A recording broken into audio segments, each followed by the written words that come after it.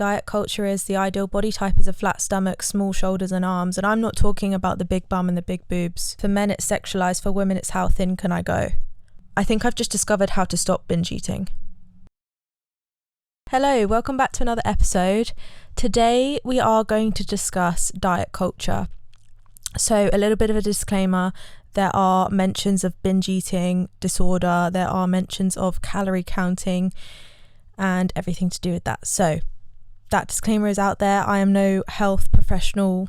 I am just speaking from experience. So I'm going to get my laptop because I have written down some stuff because it's quite a lot. Diet culture. Diet culture is putting protein powder in yogurt if you're feeling something sweet. Diet culture is downloading MyFitnessPal and before you know it, you have an eating disorder. One cookie is fine, but the rest of the packet is binge eating. Can't go over my calories. Maybe if I lie in the app, it never happened. Diet culture is waiting for the judgment around you when you said to everyone that you had a McDonald's today. Diet culture is how much mint tea can I drink to not feel bloated. Facetune confuses the way I perceive myself because I've been using it since the age of 12. You can eat those nuts, but not too many because they're calorific. Diet culture is the ideal body type is a flat stomach, small shoulders and arms, and I'm not talking about the big bum and the big boobs. For men it's sexualized, for women it's how thin can I go. Diet culture is ruining my life. Those are just some prime examples of how I have viewed diet culture over the years and how I think you guys might as well. So the first thing I want to delve into is body dysmorphia. Body dysmorphia is a mental condition where you spend a lot of time worrying about your appearance. You may have body dysmorphic disorder if you worry a lot about how specific parts of your body looks and it affects your daily life. Treatments for body dysmorphia include therapists and antidepressants, which I don't believe in antidepressants at all. I don't think it's a good way to go about things, but if it's the way you do it, it's the way you do it. They state that the exact cause of body dysmorphia is unclear. It's been linked to genes, chemical changes in the brain, and traumatic past experiences. Now, here is my take on what I think is the cause of body dysmorphia, for me personally anyway. I believe that self-awareness is one of the crucial reasons as to why people are depressed, anxious and stressed. Too much self-criticism and self-analysis can lead you down a really bad hole. Now, what has this got to do with body dysmorphia?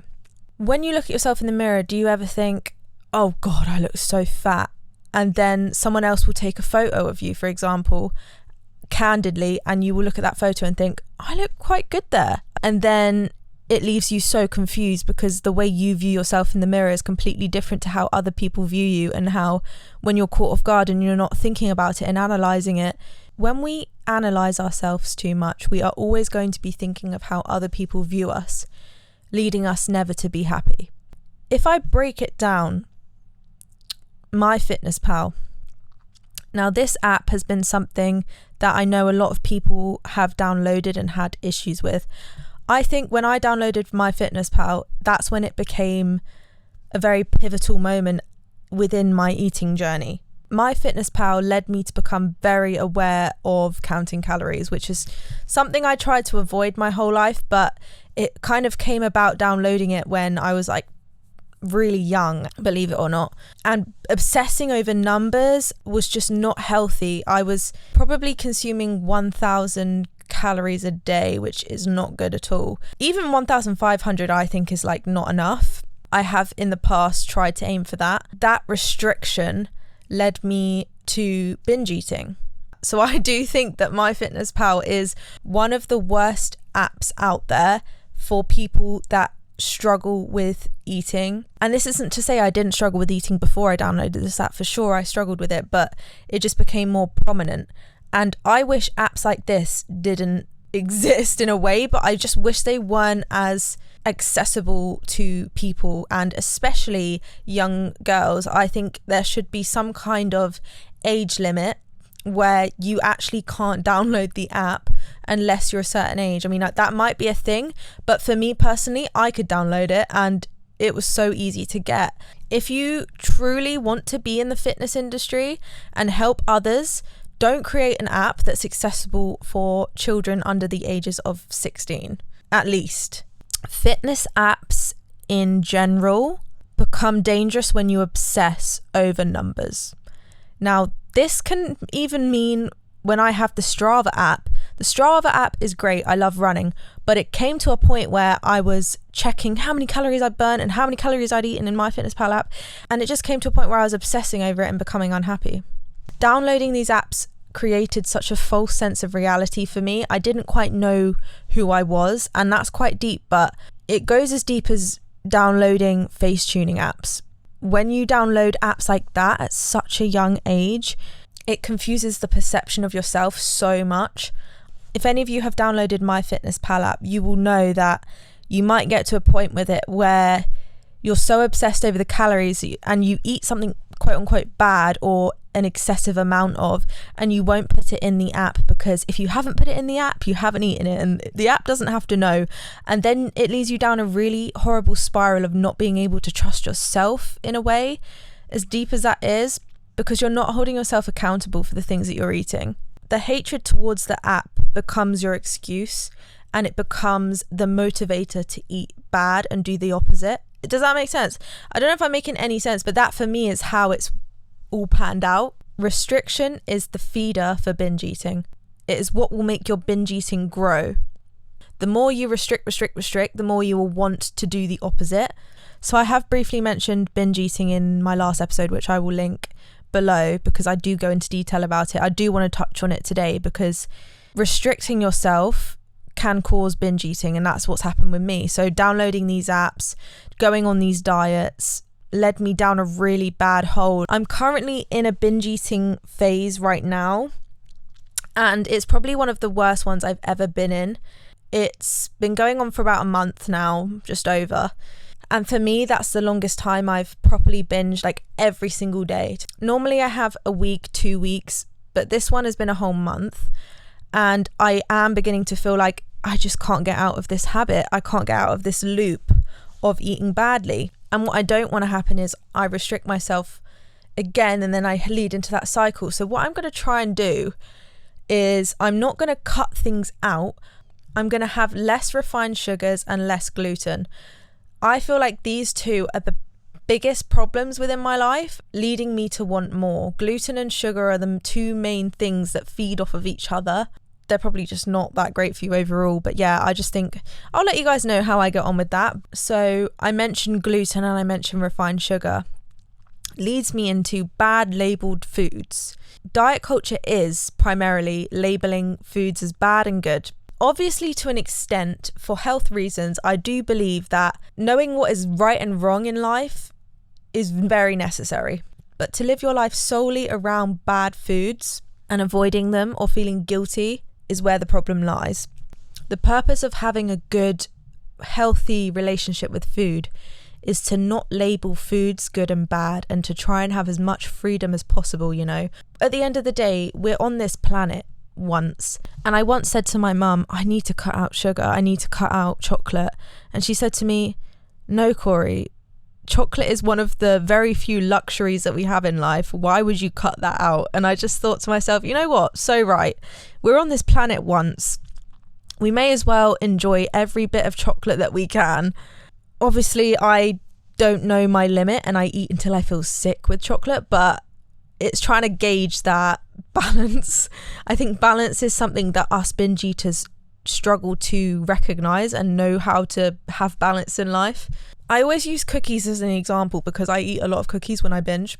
I mean, I know they've added sugar tax, but for me that's not enough. I will still go out and buy it, but it's uncontrollable because it got to a point where I was having dairy milk every single day and I couldn't live without it. And trust me, if I ate something now, I would not be able to stop myself for another week or so. If you make one mistake when you have binge eating disorder, it will spiral for days, weeks and months.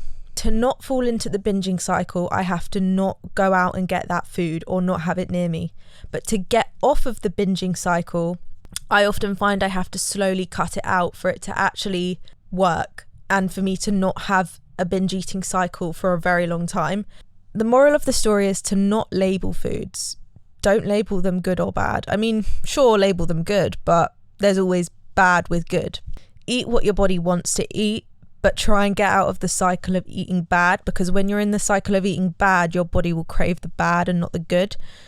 If you have those foods accessible to you, So for example, I've been at home a lot, trying to work from home, and my boyfriend will buy all the bad foods and I will just pig out on that all day because it's easy and I just have to walk to the kitchen, open the drawer, take it out and eat it. And it's not even like walking away will stop me from eating the rest. I will walk away and then I'll go back and eat some more, and then I'll walk away and I'll do it again. I just can't help myself. I don't have that self-control. I want to delve in now to the psychology behind the bad food addiction. The masterminds behind chocolate companies are evil. They put in additives and the right amount of sugar and the right amount of everything just for you to want that one bit more. They know what they're doing. They've done multiple tests before to get it right. If you look around, you'll notice that a lot of chocolate companies will use the colour purple.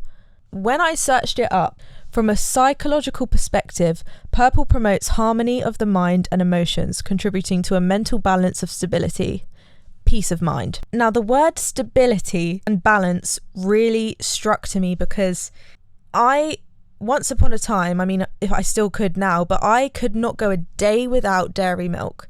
It gave me a sense of comfort. And when I read comfort, I thought, that's the exact feeling that I felt when I ate that. I would have dairy milk chocolate when I felt sad, angry, happy, emotional, whatever it is. It would give me that peace of mind. And this is not me slating dairy milk at all, because I absolutely love it. But I do want people to be more aware that it's not your fault and this is happening intentionally. You want to look out for foods that contain MSG, refined flour, high fructose corn syrup, which is huge, and gluten. All of those additives that I've just listed are used to give added taste and texture towards the food that you're eating. Foods high in sugar, fat, and salt will release a chemical in your brain called dopamine, stimulating your brain's reward system. This is why sweets and chocolate or anything good tasting is so addictive. Foods that rapidly vanish or melt in your mouth is a signal to your brain that you're not eating as much as you actually are. And this links back to the dairy milk thing, is that the reason it was so comforting is because it melts so easily into my mouth. I'm the type of person that eats chocolate that's not in the fridge. People that eat chocolate in the fridge, what are you doing? But it would obviously melt in my mouth and I think, oh, it feels so comforting and good. And, you know, if I'm not eating a solid piece of chocolate, then there's no calories. Girl math, right? So you know how I said earlier about the colour theory and all of this stuff? The next theory I want to state is junk food is emotional food. When I eat these types of food, it's because I want to distract myself from the feelings that I actually feel. And foods such as chocolate will leave me on such a dopamine high that I'll want to feel that again. And it makes me feel good to the point where I will eat that in excess and I won't be able to stop. And this is what I mean by be aware of why you're eating rather than what you're eating. Perhaps you want to label foods as an emotional food rather than a good or bad, because the second I determine if this is emotional eating or an emotional food, then it will make me question if I should eat this or not. And I think that might be the hack with binge eating. I think I've just discovered how to stop binge eating. It's not your fault. That is the moral of the story. It is not your fault. I hope that what I have stated clarifies to you that nothing is your fault. I don't want you to feel alone in the fact that eating these foods or diet culture as a whole is your fault, because it's not. So what I've listed today is everything behind diet culture, and I hope that this gives you a viewpoint of this has happened for many years and it's had much testing around it to get people to buy more, because at the end of the day it's consumerism. They just want you to consume in excess because they want you to buy their product.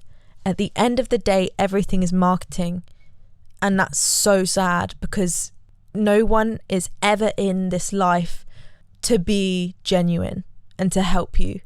Not one successful, and I mean successful, product has ever been there to properly, truly benefit you. And I mean successful. That's something to ponder on and think about. My whole life is a lie. This whole world is a lie. What the hell? That is what this conclusion has come down to.